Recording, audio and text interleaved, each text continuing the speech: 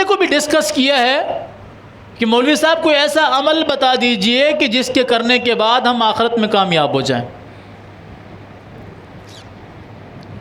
کبھی ہم نے کسی بھی عالم دین سے یہ مسئلہ پوچھا ہو کہ کوئی ایسا عمل بتائیے جس کے کرنے کے بعد میں اللہ کی جنت کا وارث بن جاؤں،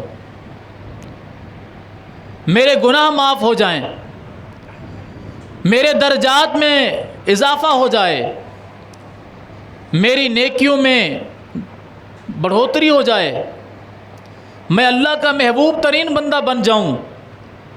کیا کبھی ہم نے کسی عالم دین سے جا کر یہ مسئلہ بھی پوچھا؟ نہیں۔ یہ ضرور پوچھیں گے جی بچوں کے رشتے نہیں ہو رہے بڑے پریشان ہیں، بچیوں کے رشتے نہیں ہو رہے بڑے پریشان ہیں، کاروبار بالکل ٹھپ ہو گیا ہے بڑے پریشان ہیں، لوگ ہم سے ناراض ہیں، ہم نے لوگوں کے قرض دینے ہیں بڑے پریشان ہیں۔ یعنی ہم اپنی زندگی کے سارے مسئلے تو جا کر کسی نہ کسی کے سامنے رکھتے ہیں، ڈسکس کرتے ہیں، اپنے دکھ ان کو سناتے ہیں، لیکن کبھی ہم نے آخرت کے متعلق کچھ نہیں پوچھا۔ اور پھر نبی علیہ الصلاۃ والسلام کی وہ حدیث ہم پر صادر ہوگی کہ نہیں ہوگی؟ کیا آپ نے فرمایا کہ ایک وقت آئے گا جب کافر تم پر ایسے ٹوٹ پڑیں گے جیسے بھوکا دسترخوان پر ٹوٹ پڑتا ہے۔ صحابہ کرام رضوان اللہ علیہم مجمعین نے پوچھا اللہ کے رسول کیا اس وقت ہم کم ہوں گے؟ فرمایا نہیں، بلکہ تم بہت زیادہ ہوگے، تمہاری تعداد بہت زیادہ ہوگی۔ تو پوچھا اللہ کے رسول صلی اللہ علیہ وسلم جب ہماری تعداد بہت زیادہ ہوگی، ہم کثرت کے اندر ہوں گے، کفار ہم سے تھوڑے ہوں گے، تو پھر بھلا کیسے ممکن ہے کہ ہم پر کافر غالب آ جائیں؟ اس وقت آپ دنیا کا اگر ریشو دیکھیں تو مسلمان اکثریت کے اندر ہیں کفار کے مقابلے میں، زیادہ ممالک مسلمانوں کے ہیں، فوجیں ان کی اپنی ہیں، مال و متاع کے ذخائر ان کے اپنے ہیں، دنیا جہان کی نعمتیں اللہ نے ان کو عطا فرما رکھی ہیں، اور پھر بھی حالت یہ ہے کہ ہم کفار سے ڈرتے ہیں، کبھی امریکہ ناراض نہ ہو جائے، کبھی اسرائیل ناراض نہ ہو جائے، کبھی لندن والے، کبھی برطانیہ والے، کبھی کینیڈا والے، فلاں ملک یہ ہم سے ناراض نہ ہو جائے۔ اگر ہم نے ان کی بات نہ مانی، عالمی منڈی میں ہم نقصان اٹھائیں گے، کاروبار کے اندر ہم پیچھے چلے جائیں گے، معیشت ہماری تباہ ہو جائے گی۔ کس کا ڈر ہے؟ دنیا سے پیچھے رہ جائیں گے، ہمیں یہ ڈر ہے۔ یہ ڈر ہمیں نہیں ہے کہ ہماری آخرت برباد ہو رہی ہے، کوئی فکر نہیں۔ بس اقوام متحدہ ہم سے ناراض نہ ہو جائے، IMF ہم سے ناراض نہ ہو جائے، ورلڈ بینک ہم سے ناراض نہ ہو جائے، امریکہ ہم سے ناراض نہ ہو جائے، نیٹو فورسز ہم سے ناراض نہ ہو جائیں۔ ہمارے ملک میں تو کچھ بھی نہیں ہے، وہ ہم پر چڑھائی کر دیں گے، ہمیں مار ڈالیں گے، ہمیں تباہ و برباد کر دیں گے۔ پھر ہم مثال دیتے ہیں ناگاساکی اور ہیروشیما کی کہ دیکھیں وہ کیسے جاپان کو تباہ کیا گیا میزائلوں کے ذریعے، ہماری حالت کہیں ویسی نہ ہو جائے۔ اور کہنے کو ہم مسلمان بھی ہیں، اور مزے کی بات یہ ہے کہ ہم آخری پیغمبر صلی اللہ علیہ وسلم کے امتی بھی ہیں، یہ بھی ہم سب کا دعویٰ ہے۔ حقیقت پھر بھی یہی ہے کہ کفار ہم سے زیادہ طاقتور ہیں، ہم ان سے کمزور ہیں۔ وجہ وہی رسول اللہ صلی اللہ علیہ وسلم کی حدیث، آپ نے فرمایا کہ کفار تم پر ایسے ٹوٹ پڑیں گے جیسے بھوکا دسترخوان پر۔ تو صحابہ کرام نے پوچھا اللہ کے رسول کیا ہم تعداد میں تھوڑے ہوں گے؟ فرمایا نہیں، تمہاری تعداد بہت زیادہ ہوگی، تم کثرت کے اندر ہوگے۔ تو عرض کیا اللہ کے رسول پھر ایسا کیوں ہوگا؟ جبکہ ہم ہوں گے بھی کثرت کے اندر، ہماری تعداد بھی زیادہ ہوگی، پھر بھی کفار ہم پر ٹوٹ پڑیں گے؟ آپ نے فرمایا ہاں، پھر بھی کفار تم پر ٹوٹ پڑیں گے، تم پر ہر طرف سے حملہ آور ہوں گے۔ وجہ کیا ہے؟ فرمایا وجہ یہ ہے تمہارے اندر وہن آ جائے گا، وہن، واو ہا نون، وہن یہ تمہارے اندر آ جائے گا۔ یا رسول اللہ صلی اللہ علیہ وسلم یہ وہن کیا ہے؟ فرمایا حب الدنیا و کراہیت الموت۔ وہن یہ ہے کہ تم دنیا کو پسند کرو گے اور آخرت کو تم ناپسند سمجھو گے، یعنی موت تمہارے لیے قابل نفرت ہوگی، تم موت سے ڈرو گے کہ کہیں ہم مر نہ جائیں، حالانکہ مرنا ہے، ہر کسی نے مرنا ہے، کوئی یہاں ہمیشہ کے لیے نہیں آیا، ایک ہی ذات ہے جس کو بقا حاصل ہے اور وہ اللہ رب العالمین کی ذات۔ باقی کل من علیہا فان، جو کچھ اللہ کی مخلوق ہے ان سب نے فنا ہونا ہے، سب نے ختم ہونا ہے۔ آدم علیہ السلام سے لے کے آج تک جتنی اولاد آدم پیدا ہوئی ساری اس دنیا سے جا چکی ہے کہ نہیں جا چکی؟ انبیاء اس میں شامل ہیں، صحابہ اس میں شامل ہیں، تابعین، تبع تابعین، ائمہ، محدثین، اللہ کے تمام دوست بھی اور اللہ کے تمام دشمن بھی اس دنیا سے چلے گئے کہ نہیں چلے گئے؟ اللہ ازل سے ہے، ابد تک رہے گا، ہمیشہ سے ہے، ہمیشہ رہے گا، نہ اس کو نیند آتی ہے، نہ اونگ آتی ہے، نہ تھکاوٹ ہوتی ہے، نہ کوئی پریشانی ہوتی ہے، نہ اس کو کوئی مجبور کر سکتا ہے۔ باقی تو سب نے جانا ہے۔ جب سب نے جانا ہے تو پھر آخرت سے ڈر اور خوف کس بات کا؟ مرنے سے گھبرانا کس کام کے لیے؟ جب یہ معلوم ہے کہ ہم نے مرنا ہے، ہمارے بڑے چلے گئے، کسی کا والد، کسی کی والدہ، کسی کی بہن، کسی کا بھائی، رشتہ دار اس دنیا سے جا چکے ہیں، ہم نے بھی جانا ہے، پھر بھی ہم اس سے بھاگ رہے ہیں جس سے بھاگنا ممکن ہی نہیں ہے، جس سے بھاگنا ممکن ہی نہیں ہے۔ اللہ نے فرمایا یقول الانسان یومئذ این المفر، اس دن انسان سے کہا جائے گا کہاں بھاگ رہے ہو؟ یقول الانسان یومئذ این المفر، انسان اس دن کہے گا کہ کون سا راستہ ہے جس طرف میں بھاگ کر اپنی جان بچا لوں، کوئی ایسا راستہ مجھے مل جائے، میں وہاں چھپ جاؤں، بھاگ جاؤں، مجھ سے کوئی پوچھنے والا نہ ہو، مجھے کوئی پکڑنے والا نہ ہو، میرا کوئی مواخذہ کرنے والا نہ ہو، میرا کوئی حساب و کتاب کرنے والا نہ ہو۔ یومئذ، اس دن وہ کہے گا این المفر، کوئی ایسی جگہ ہے جہاں میں بھاگ کر چھپ سکوں؟ کلا، ہرگز نہیں، لا وزر، آج کے دن کوئی ایسی جگہ نہیں، کوئی ایسا عذر نہیں، کوئی ایسی چھپنے کی جگہ نہیں ہے جہاں انسان اپنے آپ کو بچا سکے۔ تو جہاں بھاگنے کی جگہ نہیں ہے، الی ربک یومئذ المستقر، سورہ قیامت کی آیات ہیں کہ اس دن آپ کے رب کی طرف سب کا ٹھکانہ ہوگا، سب کا لوٹنا ہوگا، اسی کے پاس سب کا جمع ہونا ہوگا، اور کوئی جگہ نہیں ہے جہاں انسان بھاگ سکے، اپنے آپ کو بچا سکے۔ تو جب سب نے جانا ہی اللہ کے پاس ہے، اس کے پاس جمع ہونا ہے اور اس نے سب کا حساب و کتاب لینا ہے، تو پھر ایسی کون سی پریشانی ہے جو ہمیں آخرت کو یاد نہیں کرنے دیتی؟ وہ میں ہوں، آپ ہیں، ہم میں سے ہر بندہ اپنے گریبان میں جھانک کر دیکھے کہ آخر ایسی کون سی چیز ہے جو مجھے میرے رب سے دور کیے جا رہی ہے۔ اللہ تعالیٰ سورہ انفطار میں 30ویں پارے میں اللہ تعالیٰ فرماتا ہے، بہت ساری اللہ نے پیچھے صفات بیان کی اور قیامت کا بھی کچھ منظر بیان کیا کہ جس دن آسمان پھٹ جائے گا، ستارے بے نور ہو جائیں گے، زمین پھٹ جائے گی، سمندر ابلنا شروع ہو جائیں گے، سمندروں میں آگ لگ جائے گی، پہاڑ ریزہ ریزہ ہو جائیں گے، جانوروں کو کھول دیا جائے گا۔ یہ سورہ انفطار کے اندر بھی اور اس سے پیچھے والی سورہ تکویر کے اندر بھی یہ آیات موجود۔ دونوں آیات میں قیامت کے ہولناکیوں کا تذکرہ موجود ہے۔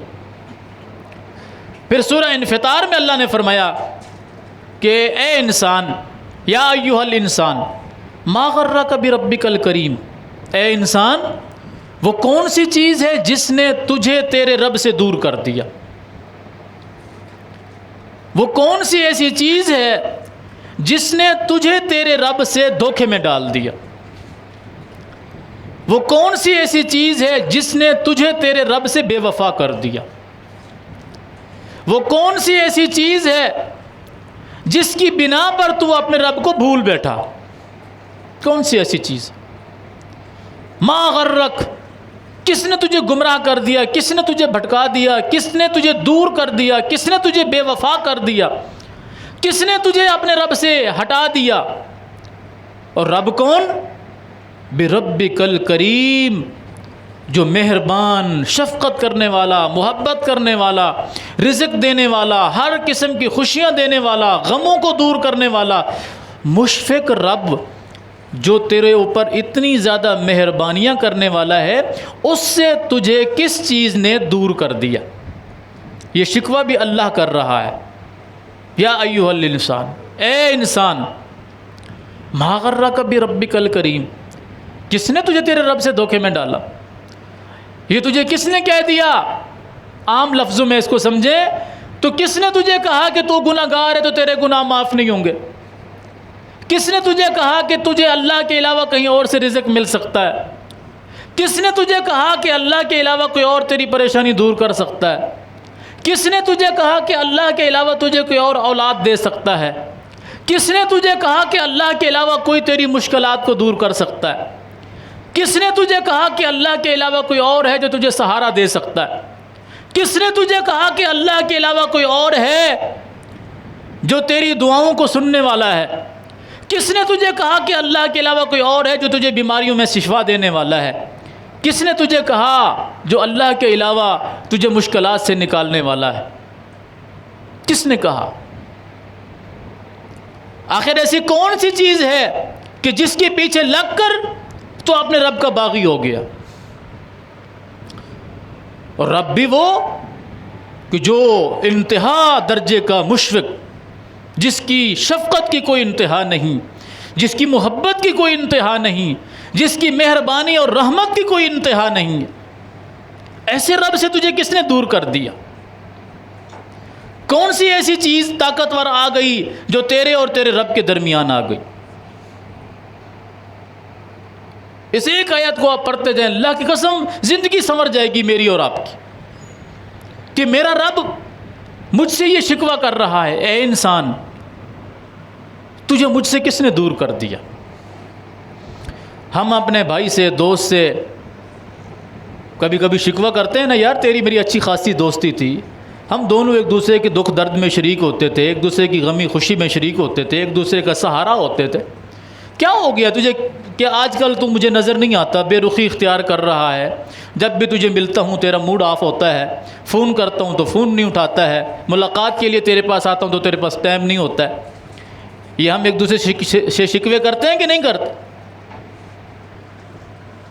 حالانکہ میری اور آپ کی محبت بہت حد تک ممکن ہے کہ کسی مطلب کے تحت ہو، آپ کو مجھ سے کوئی مطلب ہو، مجھے آپ سے کوئی مطلب ہو، جب تک ہمارا مطلب پورا نہیں ہوتا، میں آپ سے، آپ کا دوست ہوں، آپ میرے دوست ہیں، میں آپ کا خیر خواہ ہوں، آپ میرے خیر خواہ ہیں، جس دن وہ مطلب حل ہو گیا، آپ کون میں کون؟ ایسا ممکن ہے کہ نہیں؟ اور ایسا ہوتا ہے کہ نہیں ہوتا؟ اللہ تو وہ ہے جس کو انسان سے کوئی مطلب بھی نہیں ہے، جس سے انسان کو کچھ لینا بھی نہیں ہے کہ اگر انسان یہ میرا کام کر دے گا تو میرا بھلا ہو جائے گا، نہیں، انسان جو کچھ کرے گا اس کا اسی کو فائدہ ملنے والا ہے، اگر وہ اچھا کرے گا تو فائدہ ملے گا، برا کرے گا تو نقصان ملے گا، اللہ کو کوئی نفع نقصان نہیں۔ تو جس کو کوئی نفع نقصان ہے ہی نہیں، وہ ہم سے شکوہ کر رہا ہے کہ تجھے مجھ سے کس نے دور کر دیا؟ ہمارے پاس ہے کوئی جواب؟ کہ ہم اپنے رب سے یہ کہہ سکیں گے یا اللہ فلاں چیز تھی جس کی وجہ سے میں تجھ سے دور ہو گیا تھا، وہ تجھ سے زیادہ طاقتور تھی، وہ تجھ سے زیادہ میرے لیے خیر خواہ تھی، میں اس لیے اس کے پیچھے لگ کر تجھ سے دور ہو گیا۔ ایمانداری سے بتائیں، میں اپنی گریبان میں جھانک کر دیکھوں، آپ اپنی گریبان میں جھانک کر دیکھیں، ہمارے پاس یہ جواب ہے کہ یا اللہ فلاں چیز کی وجہ سے میں تجھ سے دور ہو گیا، کیونکہ تجھے تو میں بعد میں بھی دیکھ لیتا، راضی کر لیتا، تیرے ساتھ دوستی قائم کر لیتا، لیکن اس وقت میری مجبوری تھی کہ وہ معاملہ میرا اہم تھا۔ ہمارے پاس ہے جواب؟ کوئی جواب نہیں۔ تو پھر ایسی کیا شے ہے کہ ہم اپنے رب کے باغی بنتے جا رہے ہیں؟ پھر آگے اللہ نے فرمایا الذی خلقک فسواک فعدلک، تیرا رب بھی وہ جس نے تجھے پیدا کیا انصاف کے ساتھ، بہترین حالت میں تجھے بالکل برابر کیا، اچھی حالت میں تجھے پیدا کیا، تو اس سے دور ہو گیا۔ کتنا بڑا شکوہ ہے اللہ کا۔ ہمارے پاس کوئی جواب موجود ہے اس کا؟ تو سورہ زلزال کی جو میں نے آیات تلاوت کی ہیں، اللہ نے کیا فرمایا؟ فَمَن يَعْمَلْ مِثْقَالَ ذَرَّةٍ خَيْرًا يَرَهُ۔ اس دن کو یاد رکھو کہ جس دن تم میں سے کسی نے بھی ذرہ برابر بھی نیکی کی ہوگی، وہ اس کو اپنے سامنے دیکھے گا۔ اور میں کئی مرتبہ ذرہ کے متعلق بتا چکا ہوں، ذرہ کسے کہتے ہیں؟ کبھی کسی بند کمرے میں سورج کی روشنی پڑ رہی ہو، اس روشنی کے اندر ہمیں کچھ گھومتا ہوا نظر آتا ہے، اس کو آپ پکڑیں دیکھیں تو آپ کو نظر بھی نہ آئے، خوردبین کے ذریعے بھی آپ اس کو باریک بینی سے بھی دیکھیں، بڑا مشکل سے دیکھیں، تب بھی وہ آپ کو نظر نہ آئے۔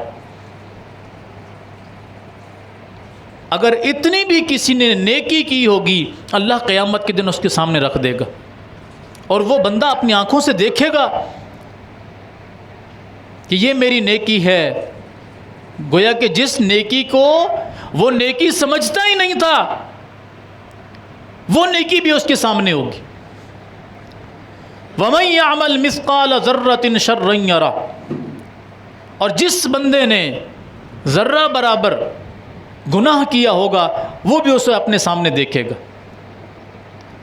تو جو ایسا دن ہے کہ جس میں ذرہ برابر کی گئی نیکی بھی انسان کی آنکھوں کے سامنے ایک پہاڑ کی طرح نظر آئے گی، ذرہ برابر کی گئی برائی بھی انسان کو اس کی آنکھوں کے سامنے پہاڑ کے برابر نظر آئے گی، گویا کہ وہ اس سے انکار ہی نہیں کر سکے گا، انکار ہی نہیں کر سکے گا۔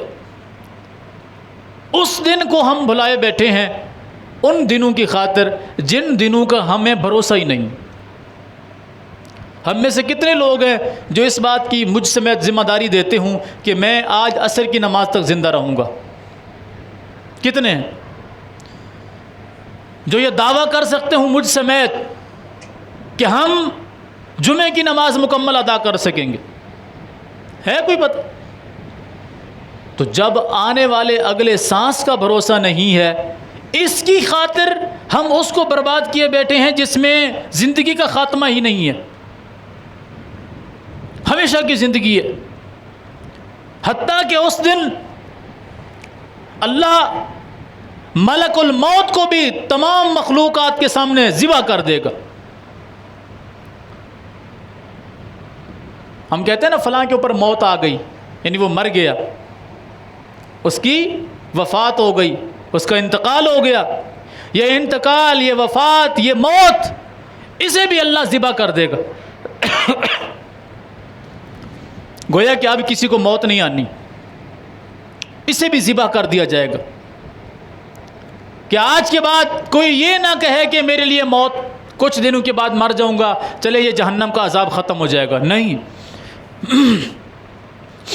کسی جنتی کے دل میں یہ بات نہ آ سکے کہ یار پتہ نہیں کتنے دن کے لیے مجھے جنت ملی ہے، کہیں مجھے اس سے باہر نہ نکال دیا جائے۔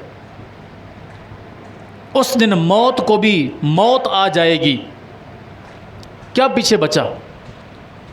اس دن کی خاطر ہم نے آج اپنے آپ کو کیا تیار کیا؟ قرآن کہتا ہے، سورہ الحشر کی آیت ہے، یا ایھا الذین آمنوا اتقوا اللہ، اے ایمان والو اللہ سے ڈرو، وَلْتَنْظُرْ نَفْسٌ تم میں سے ہر جان کو چاہیے وہ دیکھے ما قدمت لغد، اس نے اپنے کل کے لیے آج کیا بھیجا ہے۔ اس کل سے مراد قیامت ہے۔ ہر بندے کو چاہیے وہ دیکھے کہ اس نے اپنی قیامت کے لیے، اپنی آخرت کے لیے آج کیا بھیجا ہے۔ اگر اس نے اچھائیاں بھیجی ہیں اپنے لیے آخرت میں تو خوش نصیب انسان ہے، اور اگر اس نے برائیاں بھیجی ہیں اپنی آخرت کے لیے تو یہ بد نصیب انسان۔ تبھی اللہ نے فرمایا وَلْتَنْظُرْ، تم میں سے ہر بندے کو چاہیے وہ دیکھے۔ کیا مجھے بتائیں، میں اپنے متعلق نہیں جانتا کہ صبح سے لے کے شام تک میں نے کتنی نیکیاں کی ہیں، کتنے گناہ کیے؟ آپ میں سے کوئی بندہ نہیں جانتا کہ اس نے صبح سے لے کے اب تک کتنے گناہ کیے ہیں، کتنی نیکیاں کی ہیں؟ جانتے ہیں کہ نہیں جانتے؟ تو اللہ کس سے فرما رہا ہے؟ کیا کوئی اور مخلوق بھی ہے اس دنیا میں جسے اللہ مخاطب ہو ہمارے علاوہ؟ یا ایھا الذین آمنوا اتقوا اللہ، اے ایمان والو، اللہ کافروں سے نہیں کہہ رہا، ہندوؤں سے، سکھوں سے، یہودیوں سے، مجوسیوں سے، عیسائیوں سے نہیں کہہ رہا، اہل ایمان سے کہہ رہا ہے۔ اے اہل ایمان، اے ایمان والو، اے محمد الرسول اللہ صلی اللہ علیہ وسلم کے امتیو، اپنے آپ کو امت محمدیہ کا فرد گرداننے والو، ایمان کا دعویٰ کرنے والوں، آخرت کی کامیابی کی اپنے آپ کو خوش فہمی میں ضمانت دینے والوں، اتقوا اللہ، اللہ سے ڈر جاؤ۔ وَلْتَنْظُرْ نَفْسٌ مَا قَدَّمَتْ لِغَدٍ، تم میں سے ہر بندے کو چاہیے وہ دیکھے، وہ عورت ہو، مرد ہو، چھوٹا ہو، بڑا ہو، اسے چاہیے وہ دیکھے اس نے اپنی کل کے لیے آج کیا تیار کیا۔ اور یاد رکھو، تم جو کچھ کر رہے ہو اللہ تمہارے ہر عمل سے باخبر ہے۔ تو جو ہے ہی باخبر، اس سے چھپنا کیا، اس سے بھاگنا کا؟ کہاں بھاگ کر جائیں گے؟ کون سی جگہ ہے جو ہمیں پناہ دے سکتی ہے؟ کون سی ایسی جگہ ہے جہاں ہم جا کر اپنے آپ کو محفوظ کر سکتے ہیں؟ اینما تکونوا یدرککم الموت، تم جہاں کہیں بھی جاؤ گے موت تمہیں وہاں پر آئے گی۔ ولو کنتم فی بروج مشیدہ، گرچہ تم ایک مضبوط ترین قلعے میں بھی چھپ جاؤ موت تمہیں وہاں پر بھی آئے گی۔ جب ہر جگہ پر مرنا ہی ہے، انسان نے اپنے رب کے سامنے پیش ہونا ہے، تو کیوں نہ اپنے آپ کو ایسے اعمال کے ساتھ تیاری کر کے لے جائے کہ جب اللہ کے سامنے آمنا سامنا ہو تو شرمندگی نہ اٹھانی پڑے۔